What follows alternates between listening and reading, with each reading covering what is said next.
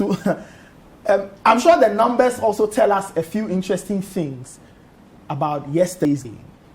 What was going on the pitch? So I don't know what you have to tell us. I'll get into that, but before we go into the numbers, I want to offer my opinion on why this tournament was such a failure. Okay. And I don't want to go into on individual players and individual mistakes. I think we've been seeing a decline in Ghana football for a while. I think there's systemic issues coming from the top at the GFA that need to be worked on. I think we need to focus on how we pick our players. We need to do better scouting. We need to get better coaching. And my hot take from this tournament, honestly, I don't think we should bother with foreign coaches anymore. I know it sounds like it's a reflex thing, but we've won 4 AFCONs, and none of them have come with a foreign coach. If we invested our money better into improving what we have here, maybe we'll win another AFCON, because it's been 40 years. We've gone to Germany, we've gone to Serbia, we've gone here, we've gone there, nothing.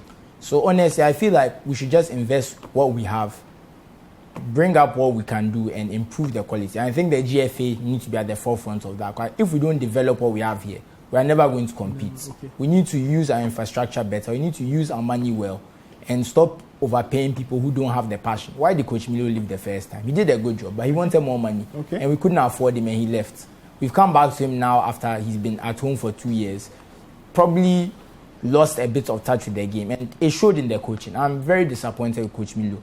Not because he's a bad coach. He did very well with Ghana, and I respect him for that. He always have a place in my heart because of that. But the truth is, this tournament, he didn't put his best foot forward.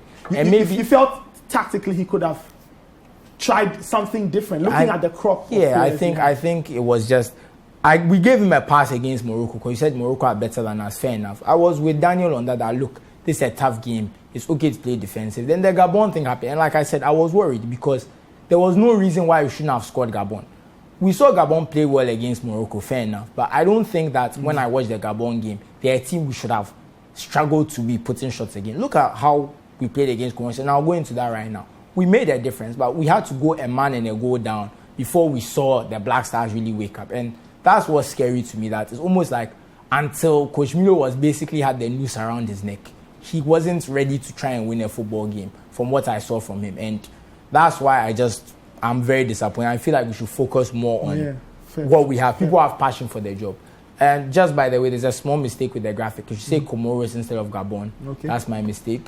But when you look at this, like I said, this is one of Ghana's best performances. I've been complaining that we don't get enough shots. We don't get shots in the box. We don't put shots on target. And we basically doubled or tripled all the categories in terms of those things. We doubled our shots. We had 11 shots coming to this game. We had 21 on the day. Wow. We had like 3 or 4 shots on target the whole tournament. We had 8. Our shots in the box were 3. We had 9. So we actually played an attacking game. We put pressure on them. Look at the possession this match, 62. Our average before this game was 45. Our dual success rate, we dominated the Comorans. And I think, honestly, I'm with Daniel. The red card really cost us the game. But I'm not going to come and say that because of the red card, the other issues should be ignored. I think we have to talk about the issues, even while giving the Black Stars their prop for their best performance of the competition.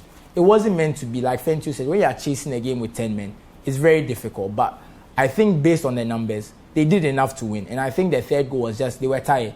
Because no one went out to close the Comoros winger. He had so much space to put into the box. And that was that 1.2 XG they have. When I looked at the chart, that shot alone that they gave up to him bumped their XG probably up from 0.3, 0.4, 0.5, somewhere down there, all the way to 1.2. That's how good that chance was. It was a similar quality of chance to what Jiku got, which was right in the 3-yard box, basically, and almost a free poll. So that should tell you how the fatigue and the kind of game state affected us. But like I said, it was a very good performance. I was proud of the Black Stars. Like Daniel said, the hope kills. When we go to 2-2, I thought this game, we're coming for them. But like I said, the systemic issues, we have to deal with them. Because at this point, we can't come and say, is the referee, is missed chances as well. It wasn't that. We had a poor tournament, and I'm very concerned if Coach Milo continues. But at the same time, who replaces him? We're in a very difficult situation, but that's my take on the match. And I feel like I will give credit to the Black Stars. I don't want to single out players for bad performances here and there, because it was a great collective team performance as 10 men. Some players did not play as well, but I will talk about them later. Okay.